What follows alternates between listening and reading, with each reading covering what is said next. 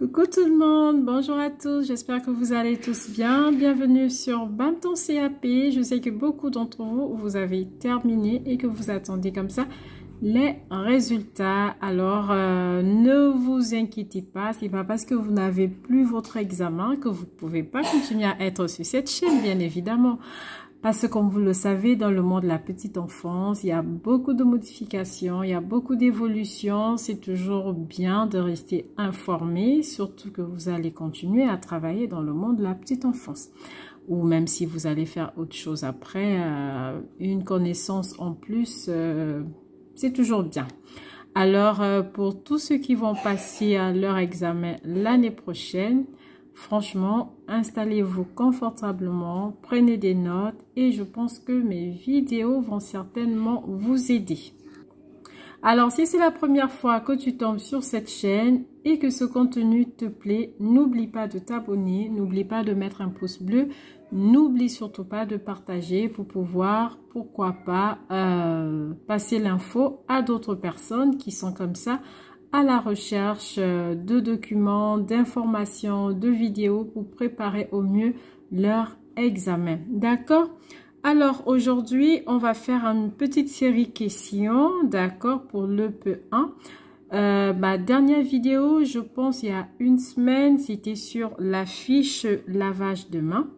D'accord? Et là, on va voir des possibles questions qui sont censées plus ou moins arriver parce que on n'a pas le prototype, on n'a pas des fichiers vraiment pour des fiches, autant pour moi, pour vous donner les questions susceptibles vraiment d'être là le jour J, mais n'empêche que toutes les questions qui vont être partagées aujourd'hui, ben, vous pouvez avoir une ou deux, pourquoi pas. Donc, nous allons tout de suite commencer. Alors, on peut vous poser la question de savoir, d'accord? Du coup, quels sont les risques domestiques lors du lavage des mains? D'accord? À cette question, vous pouvez répondre que les risques qu'on peut avoir, c'est déjà que l'enfant peut avoir du savon dans les yeux, d'accord? Il peut également avoir un risque de chute. Si par exemple, vous avez utilisé un rehausseur, d'accord? Il peut avoir un risque de chute. Vous pouvez aussi avoir un risque de glissage aussi au moment de se laver les mains. Il y a de l'eau, d'accord, sur le sol, ben, l'enfant peut glisser, d'accord. Donc, vous pouvez répondre comme ça. Ensuite, une autre question qui peut vous être demandée, c'est du coup, comment assurez-vous la sécurité de l'enfant pendant ce soin? D'accord, donc pendant le soin, tout ce qu'il faut dire, c'est qu'il faut toujours rester, toujours derrière l'enfant. D'accord? Une autre question aussi qui peut vous être demandée, c'est du coup, quelle est la spécificité de la peau de l'enfant? D'accord? Donc, à cette question, vous pouvez dire que la peau de l'enfant, elle est très sensible. D'accord? Elle est du coup plus fine. D'accord? Elle est moins pigmentée que celle des adultes. D'accord? Donc, la peau de l'enfant, elle a un film protecteur qui est donc très fragile. D'accord? Donc, c'est vraiment en gros pour dire que la peau de l'enfant, elle est beaucoup sensible. Une autre question qu'on peut vous poser, d'accord, c'est de savoir, l'enfant se brûle avec de l'eau, c'est-à-dire qu'il se lave les mains et puis, oui, il s'est brûlé. Du coup, comment est-ce que vous allez réagir? La première chose, ça ne l'oubliez pas, c'est déjà de dire que cela ne peut pas arriver. Parce que avant que vous ameniez les enfants se laver les mains, vous vérifiez toujours la température de l'eau. Ça, d'entrée de jeu, il faut le dire, d'accord? Mais si malheureusement cela arrivait, ben, il faut tout de suite appliquer la règle du 3 x 15. Je ne sais pas si vous connaissez Julie Bourges. C'est une jeune et belle dame qui avait été brûlée. D'accord? Donc, c'est vraiment une grande brûlée. Elle a été brûlée au 3e degré. Et vraiment, elle parle beaucoup de cette règle des 3 x 15. Alors, la règle de 3 x 15, il s'agit de quoi? Il s'agit déjà ici en un, d'accord, de passer... D'accord, de passer la surface brûlée, donc l'endroit où vous avez été brûlé, où l'enfant a été brûlé, autant pour moi, d'accord, vous allez passer cette surface sous de l'eau tempérée à 15 degrés Celsius. D'accord? Et ensuite, la deuxième chose à faire, c'est de veiller à bien respecter la distance, c'est-à-dire la distance de 15 cm entre le robinet et l'endroit de la brûlure. Donc, il ne faudra pas mettre l'endroit où l'enfant a été brûlé vraiment proche du robinet, d'accord? Parce que vous savez, quand l'eau sort du robinet, la pression, elle est vraiment bien forte. Donc, il faut pas mettre vraiment trop proche. Il faut laisser un espace de 15 cm. Donc, vous avez déjà 2,15, d'accord? Donc, le premier 15, c'était de passer l'endroit brûlé sous de l'eau tempérée et cette eau, elle doit être à 15 degrés Celsius. Le deuxième 15, c'est de respecter une distance de 15 cm entre le robinet et l'endroit de la brûlure. Du coup, il nous reste un troisième 15, d'accord? Le troisième, c'est Donc, le troisième 15, d'accord, c'est tout simplement de rester sous l'eau pendant au moins 15 minutes. D'accord? Donc, pendant au moins 15 minutes, vous laissez l'endroit qui a été brûlé. D'accord? Donc, vous restez comme ça sous l'eau et l'eau va continuer à couler dessus pendant 15 minutes. Et du coup, vous avez les 3 fois 15. Une autre question qui peut vous être demandée, c'est aussi quel est l'objectif du soin. L'objectif du soin de lavage des mains, d'accord, c'est vraiment d'accompagner l'enfant vers l'autonomie, d'accord. C'est ici un soin de confort, c'est un soin d'hygiène, c'est vraiment permettre à l'enfant de se sentir propre. Donc, c'est ça l'objectif de ce soin, d'accord, vraiment accompagner l'enfant vers l'autonomie, d'accord, vraiment apprendre à l'enfant à se sentir propre. Ok, c'est l'objectif du soin. Une autre question qui peut également vous être demandée, c'est du coup de savoir quel est le savon qui est adapté pour le lavage des mains. Il faut tout simplement dire que le savon adapté pour le lavage des mains, d'accord, c'est l'utilisation d'un savon neutre. Un savon neutre, c'est-à-dire un savon dont le pH est égal à 7, d'accord? Donc, ce sera vraiment un savon de préférence, un savon liquide, hein, pas un savon en morceaux pour éviter, pour limiter les transmissions de bactéries parce que le savon en morceaux, tout le monde viendra poser sa main dessus. Donc, l'idéal, c'est vraiment d'avoir un savon liquide. Comme ça, vous voyez, vous avez la pression, vous prenez et puis vous allez vous laver les mains, d'accord? Donc, c'est un savon liquide, comme ça, chaque enfant peut venir presser, d'accord? Et un savon neutre pH 7, donc un savon qui sera hypoallergénique, d'accord?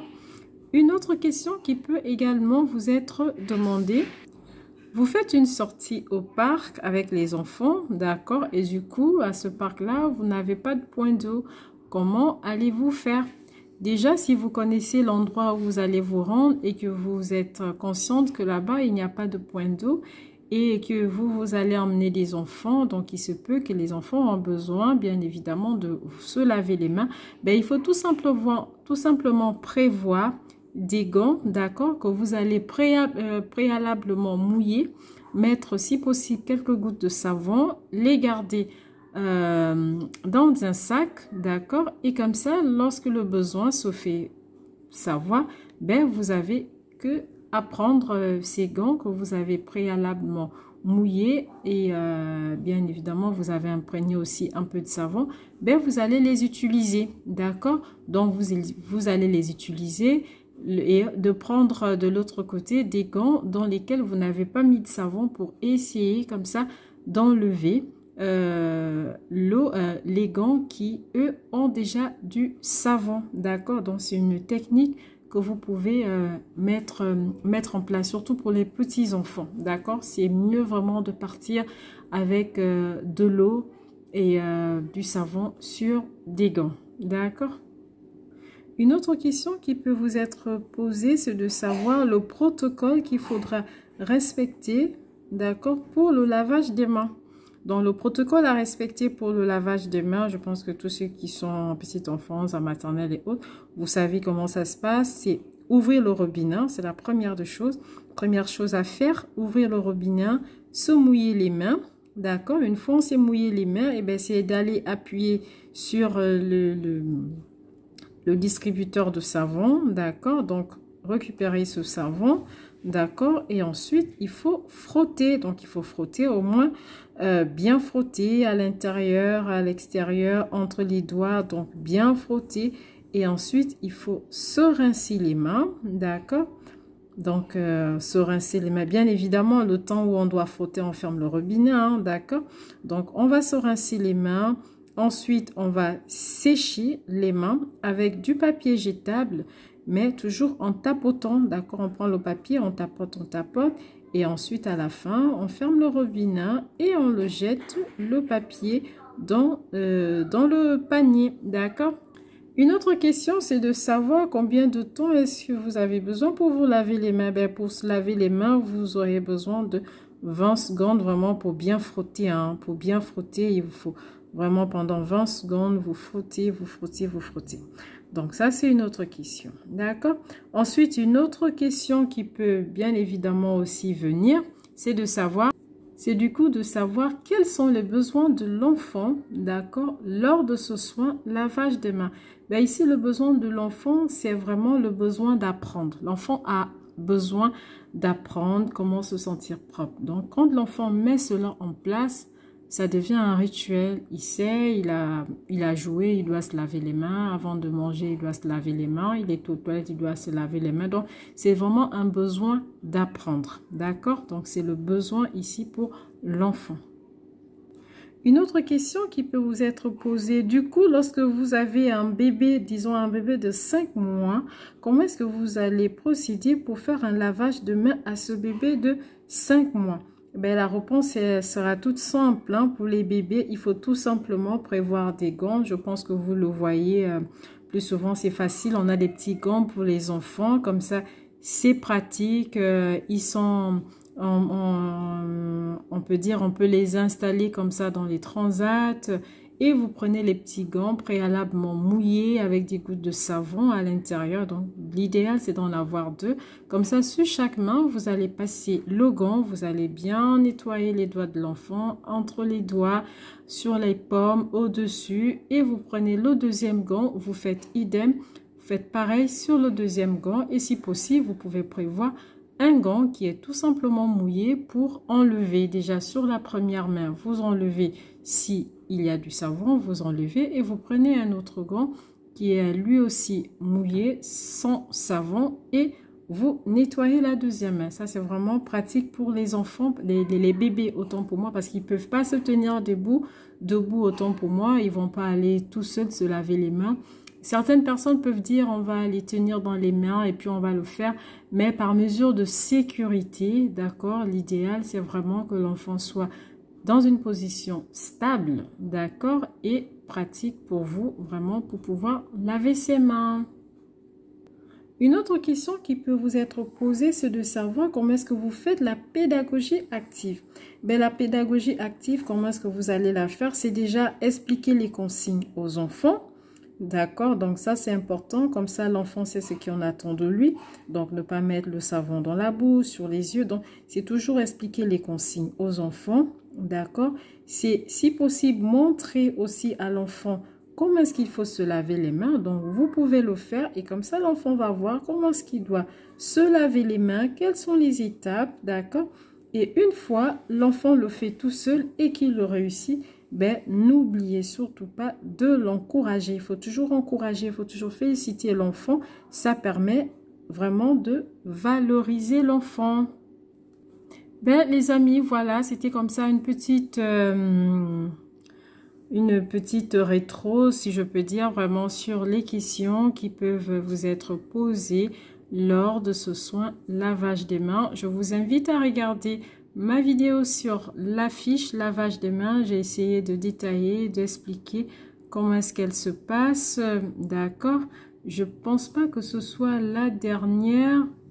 Non, je pense que je l'ai fait bien avant. Je l'ai faite bien avant la fiche de lavage des mains. Si je me trompe pas, je sais plus trop. Franchement, excusez-moi parce que j'ai un doute entre le lavage des mains et la journée type. Mais je pense que c'est la journée type que j'ai eu à faire avant parce que j'avais une question sur les questions, les possibles questions qu'on peut demander, qu'on peut poser lors des différentes fiches. D'accord.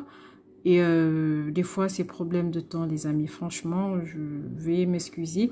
Donc, si ça vous plaît comme ça, je vais certainement faire, selon les fiches que j'ai déjà postées, les possibles questions, histoire de vous aider, surtout pour vous qui préparez votre examen pour l'année prochaine et vous qui êtes déjà abonnés, qui avez été avec moi pour préparer votre examen pour cette année. Ben, c'est toujours bien de réviser, c'est toujours bien de prendre d'infos, c'est toujours bien de s'imprégner de tout ce qu'on peut apprendre, de tout ce qu'on sait déjà. Ça permet vraiment de, voilà, de garder toujours ce qu'on a, si je peux le dire en gros comme ça. Ah ben sur ce, je vous dis très bon dimanche les amis et à très bientôt j'espère pour une prochaine vidéo. Au revoir et portez-vous bien.